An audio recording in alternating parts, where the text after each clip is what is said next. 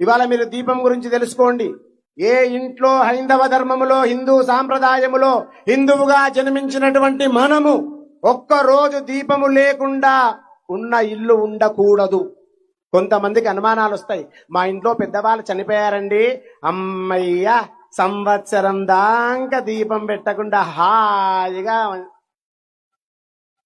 సంవత్సరం దాకా, ఒకవేళ 15 రోజుల తర్వాత పెట్టిండ్రనుకో, అగో వాళ్ళ ఇంట్లో దీపం పెట్టిండ్రట అంటే అనుమానాలు తొందరగా వస్తాయి. జననము మరణము, జాతస్య మరణం ధ్రువం. పుట్టినవాడు కైలాసముకు పోవక తప్పదు, కానీ ఆ 11 రోజులు మాత్రమే దీపం పెట్టకూడదు.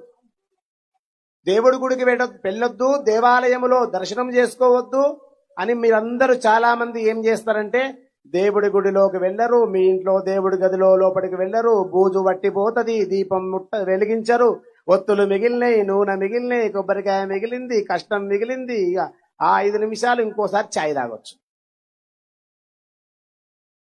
దీపముకున్న ప్రాముఖ్యత ఆనంద బాష్పాలు. 6 గంటలు చెప్పొచ్చు, సమయం తక్కువ ఉంది మనకు. ఆ దీపము గురించి చెప్తున్నాను. ఒక్కటే మాట మీ అందరికి తెలిసిందే, తమసోమా జ్యోతిర్గమయ, తమసోమా జ్యోతిర్గమయ.